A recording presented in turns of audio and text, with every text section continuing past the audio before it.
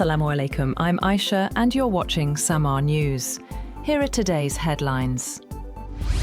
The US and Iran appear no closer to finding an end to their war after the two sides traded fire in the Gulf amid a tenuous ceasefire. Washington has been awaiting Tehran's response to a US proposal that would formally end the war before talks on more contentious issues, including Iran's nuclear program. Sporadic clashes continued on Friday between Iranian forces and US vessels in the Strait of Hormuz, Iran's semi-official Fars news agency reported. The Tasnim news agency later cited an Iranian military source saying the situation had calmed, but warning more clashes were possible.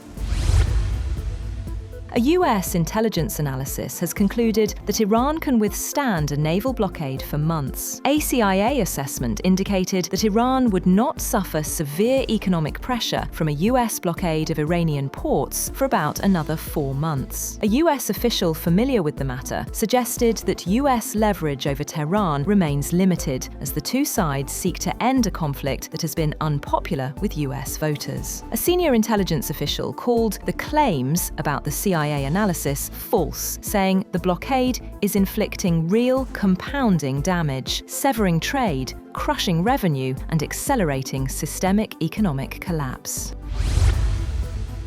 Pakistan-mediated backdoor diplomacy between the United States and Iran has made significant progress, with talks likely to resume in Islamabad as early as next week.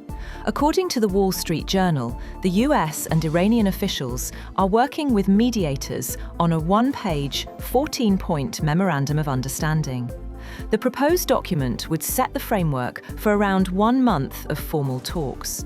If negotiations progress, the 1-month period could be extended by mutual agreement. The proposed talks are expected to include detailed discussions on Iran's nuclear program, uranium enrichment, and the handling of Iran's highly enriched uranium stockpiles. US intelligence agencies believe Iran's new supreme leader, Mojtaba Khamenei, has been involved in shaping Tehran's wartime strategy and negotiations with Washington. The report, citing sources familiar with assessments, says Khamenei has remained largely out of public view after sustaining injuries during the conflict, but is still believed to be communicating through trusted intermediaries. Iranian officials, however, say he is recovering well and dismiss speculation about his health. US assessments also suggest Iran's military has been weakened by strikes, but retains operational missile capability, while senior Revolutionary Guard figures are managing day-to-day governance amid ongoing diplomacy with the US.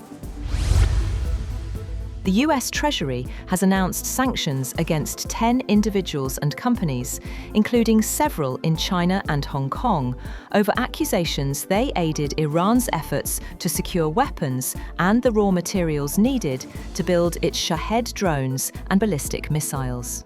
In a statement, Treasury said it remained ready to take economic action against Iran's military-industrial base to prevent Tehran from reconstituting its production capacity. It also said it was prepared to act against any foreign company supporting illicit Iranian commerce, including airlines, and could impose secondary sanctions on foreign financial institutions that aid Iran's efforts, including those connected to China's independent teapot oil refineries.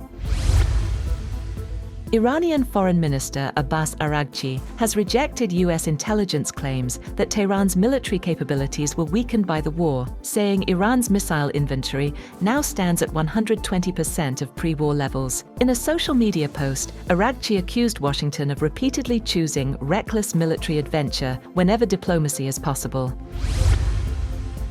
Iran's National Security Commission member Ali Kezrian has warned that Tehran will respond militarily to the US naval blockade, saying attacks on Iranian ships will not go unanswered. In an interview, he said that a naval blockade is considered a military act, and a military act receives a military response. Sporadic clashes between Iranian and US forces were reported in the Strait of Hormuz, though Iranian media later said the situation had calmed.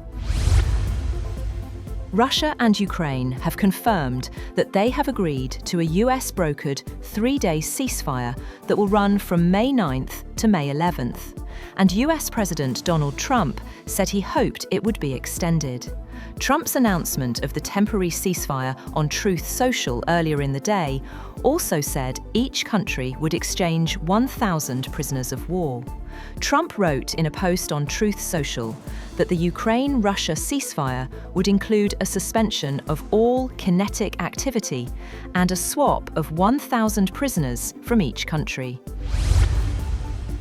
The International Monetary Fund has approved the latest review of Pakistan's reform program, unlocking $1.2 billion in fresh financing under the ongoing IMF arrangements. Finance Minister Muhammad Aurangzeb said the decision reflects progress on difficult but necessary economic reforms. The package includes around $1 billion under the Extended Fund Facility and $200 million through the Resilience and Sustainability Facility. The IMF said Pakistan met key targets linked to taxation, energy pricing and fiscal discipline, while a new IMF mission is expected in Islamabad later this month for budget talks and further reform discussions.